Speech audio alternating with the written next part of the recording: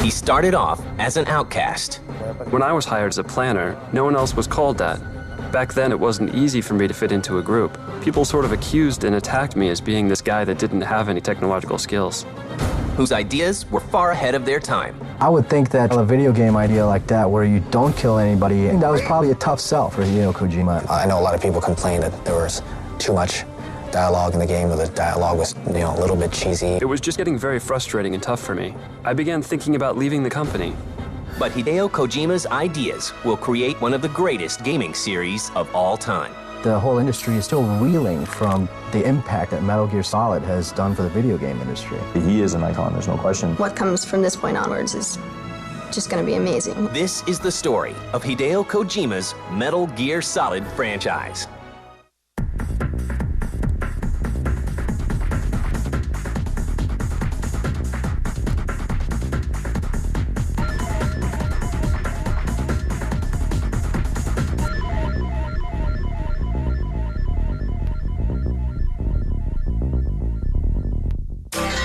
It's the turbulent 60s when a man named Hideo Kojima is born. I was born in Tokyo in 1963 and lived there up until I was 3. And then I moved to Western Japan, and that's where I grew up. He is introduced to the silver screen early in life. When I was a baby boy, I was forced by my parents to watch films even before I knew who I was. So I grew up on movies. While Kojima is studying economics in college, he discovers a new love. I had a lot of free time, and that's when I started playing video games. Namely, games on the Famicom. The game that changed my life, the game of my destiny, was Shigeru Miyamoto's Super Mario Bros. Till then, I pretty much had the notion that film and video games were separate entities. But then, I realized that even in video games, I could do creative things just like they're done in the movies. He has such a great mind for storytelling that I just think that his mind's always going and he's always taking everything in and analyzing it and thinking of ways he can use that in a story. Kojima decides to pursue a career in the game industry, much to the surprise of his friends. I was part of an economics seminar during my 4th year in college when I told my professor and colleagues that I was going to join the video game industry. They told me, "No way, stop and think twice about what you're doing." I joined Konami in 1986. But the aspiring game designer has some problems fitting in at first. Everyone sort of did everything back then, and when I was hired as a planner, no one else was called that. Back then, it wasn't easy for me to fit into a group. People sort of accused and attacked me as being this guy that didn't have any technological skills. His first project is a near disaster. I was given this particular game plan, and I worked on it for 6 months. But the thing was, I didn't know anything about memory space in a game or the actual method of how to assemble a game and put together a game. I never thought about the actual schedule or timeline of when to do what.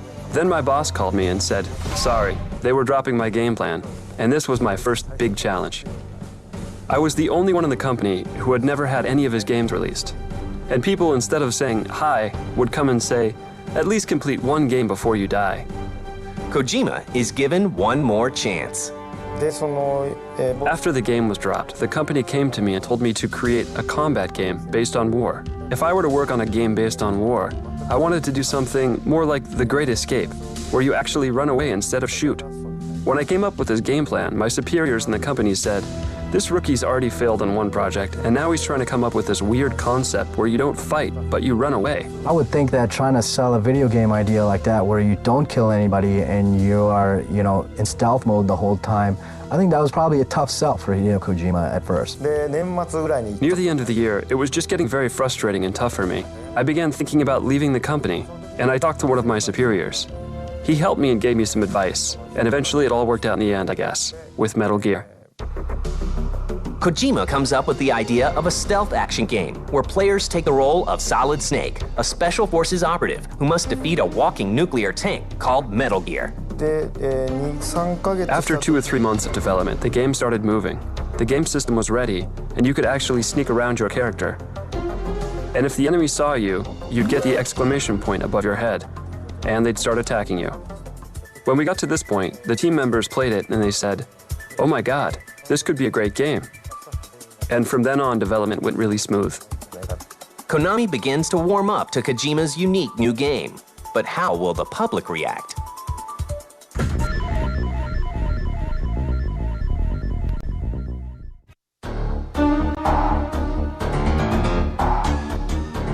After a long, hard road, Kojima releases his first game in 1987, Metal Gear. 完成して発売されたら The game was for the MSX system.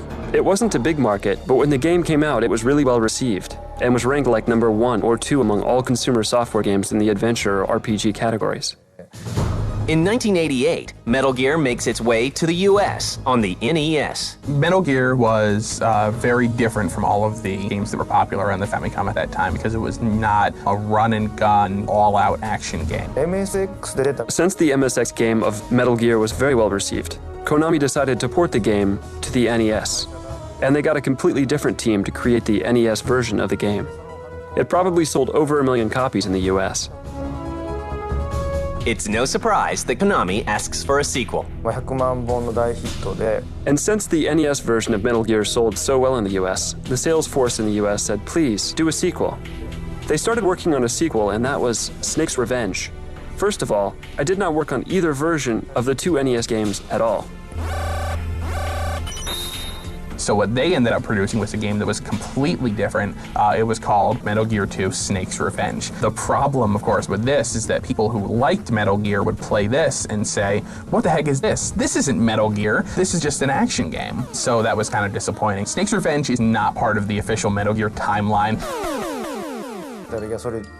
This guy I met on the train from the company said, Kojima-san, I worked on Snake's Revenge, and I'm personally a big fan of your original game. I'd like to see a sequel to Metal Gear done by the real creator, Mr. Kojima. When he said that to me, the idea got into my head and I started thinking about a real sequel to the game. By the time I got off the train and went home, the entire storyline was fixed in my mind. So I went to my boss at Konami the next day with a game plan, and he said, yes, let's give it a go. The only Metal Gear game that was not released in the United States yet was Metal Gear 2 Solid Snake, and this only appeared on the MSX system. MSX の Metal Gear 2 was released in 1990. After that, I started working on Police Knots. That's when I started hearing rumors about the PlayStation. In 1995, Sony gives birth to the 32-bit era by introducing the PlayStation. The powerful new system catches Kojima's eye. そういうハードの When I saw how advanced these new systems coming out were, I started thinking about a new action game. Kojima decides to revisit the Metal Gear franchise. もうそれを作る We established this company called Konami Computer Entertainment Japan in 1996 in Tokyo in order to develop Metal Gear Solid for the PlayStation. グラフィックがすごいん The PlayStation allowed me to do more things that I wanted to do for the whole infiltration experience. Since what I wanted to do was in 3D, I used these polygons to create a 3D environment. To ensure Metal Gear Solid has a unique look, Kojima brings aboard a rookie designer named Yoji Shinkawa to create an unforgettable cast of characters. Mr. Kojima interviewed me and said, I'm now working on the Metal Gear project. Would you like to come and work for me? I said, why not? Sure. So Metal Gear Solid happened to be the first game I worked on. When we talk about the Metal Gear series, you also have to talk about Yoji Shinkawa. He really created the atmosphere of the world and the really memorable characters. There's so many characters. Meryl was a really interesting character. It was really neat to see Kojima put that feminine element into the game, and I thought that it was a really great way to tell a love story while you're playing through all this action. This is no time to try and hit on me, Snake. Sniper Wolf was a great character as well. He gives all his characters a heart and a purpose, and you understand why they're doing the things that they're doing. Catch you later, handsome. And the profound, twisted nature of the characters. They have problems, and some of them have sexual problems. And This is the greatest handgun ever made. some of them are absolutely nuts. Solid Snake gets a new look as well. 僕の中 I tried to make Solid Snake as colorless as possible. If he has too many of his own characteristics, then the player won't be able to associate himself or herself to the character. どっちかというとそういう I actually did not think about color at all. I basically just wanted to recreate Solid Snake from the MSX series in my own way. I wanted to digest him, and then spit out this new Solid Snake. Kojima is now ready to update the stealth action gameplay Metal Gear is known for. Little does he know that what he does will revolutionize gaming.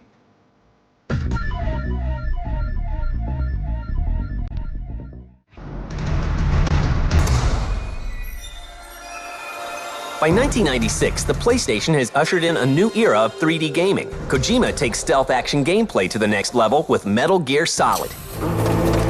I think certainly the stealth element is the biggest influence on all video games today, from Metal Gear Solid and hiding behind walls. I mean, it's almost like if you're playing a game today and your character doesn't suck himself against the wall, then something's missing. You know, you gotta have that stealth element. It really defined the stealth genre. Since the game was such a hit, there was such a huge influx of stealth titles.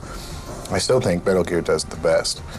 The tension when you're creeping around and you know there's a guard or somebody that's out, you know, looking for you, and you are trying to be so careful. Theoretically, I believe, apart from the bosses, you can get through the whole game without killing anybody except for the 6 main people that you've gone in to get. So I thought that was interesting from a gameplay perspective, but I also thought it was interesting from a morality perspective.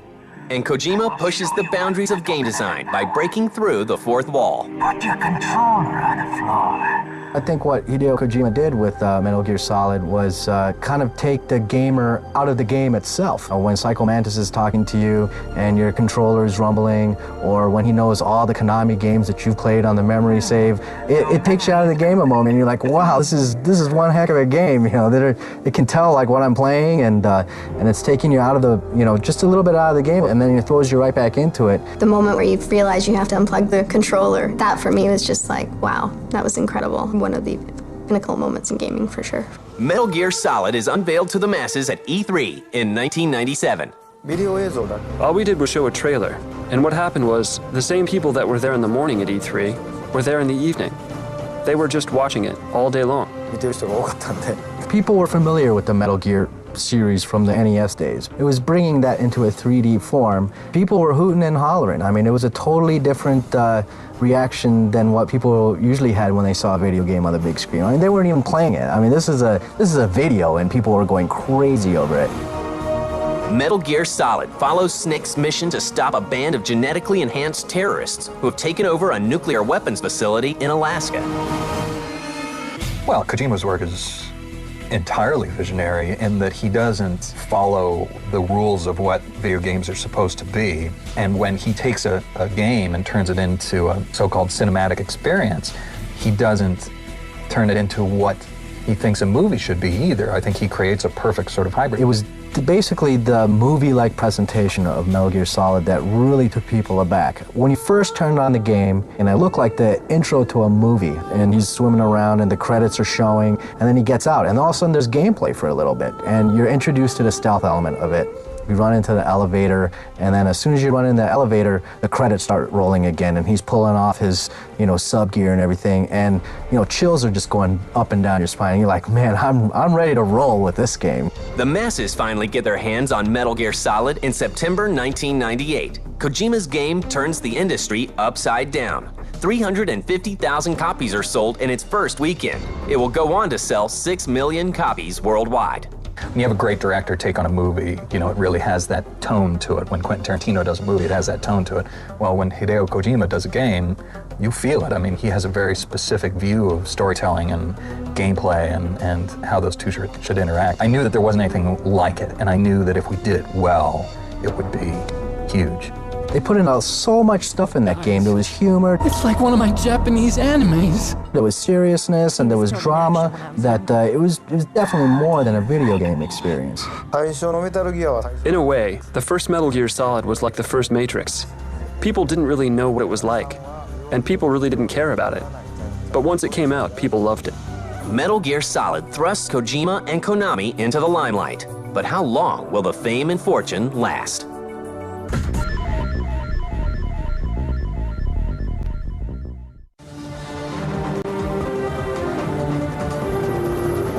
After the release of Metal Gear Solid in 1998, Kojima and his team of talented developers begin work on Metal Gear Solid 2: Sons of Liberty.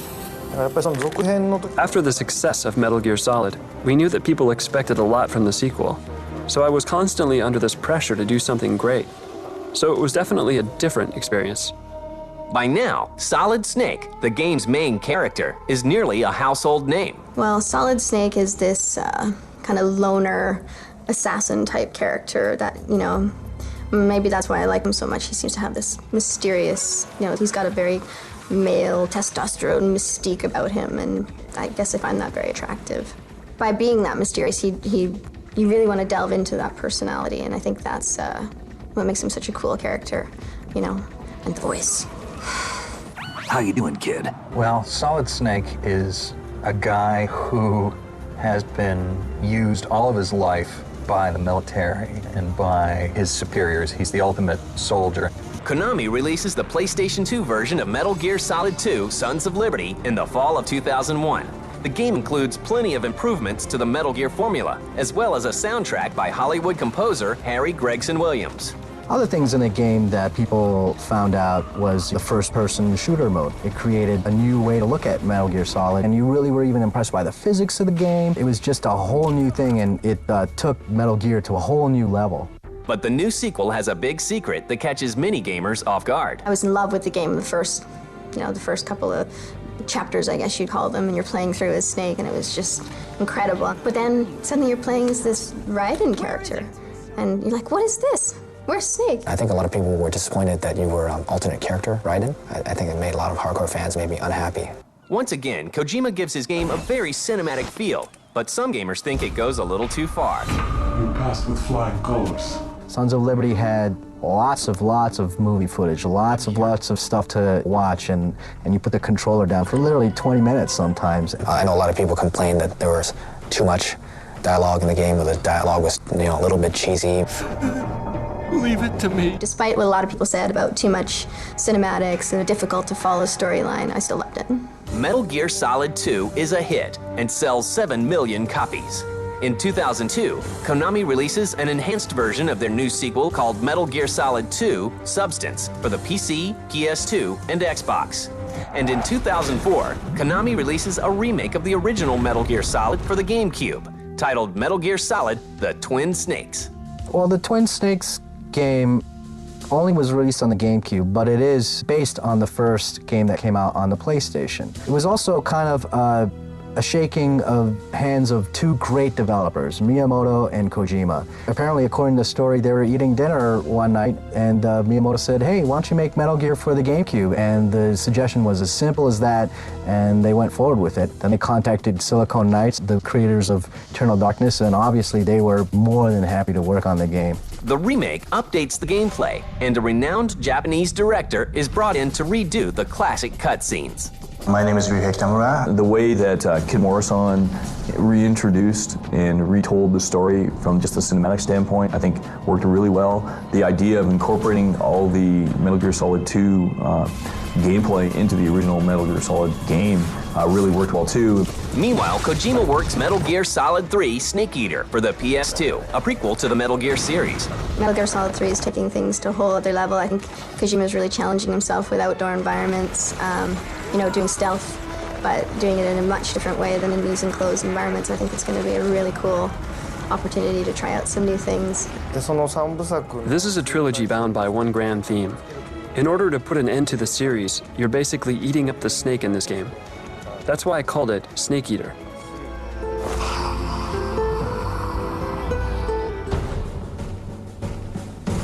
Today, the Metal Gear Solid series has countless imitators. There's been a tremendous amount of copycat games, or games that are almost identical, or sort of mixtures and mergers of other sort of genres, but mostly have a stealth aspect to it. So people can imitate my games, and if what they come up with is enjoyable, I think that that's fine. And in 2002, the man who was once ridiculed by his fellow game developers is named one of the top innovators of the year by Newsweek magazine. When I got the first notice or offer for that article in the magazine, I thought it was about the 10 biggest people in the video game industry. And then it turned out it was the 10 biggest people who would be shaping the world. I was surprised. The biggest change probably was within my family and among my community. My friends, many of these people say, "Are you ever going to stop working on video games? Aren't you going to start moving on?" Then when they saw this article, they went, "Oh, maybe he's actually doing something he should be doing." But fans of Kojima and his Metal Gear series have always known that he was destined for greatness. Tonight, we honor the creator of the fantastic Metal Gear franchise, Hideo Kojima! He is an icon, there's no question. But beyond that, I think he's got a lot more stories to tell, and I'm one of the people waiting to hear his next story. And I still think, even today, the whole industry is still reeling from the the impact that Metal Gear Solid has done for the video game industry. I always told myself I'd always be in the front line creating video games, even when I reached 100. Now that's changed to, even after I die, even as a ghost, I'd still like to create games. It's so fun. The Japanese are not really good at expressing their thoughts with words, but I guess if I were to put it into simple words, I just love creating video games.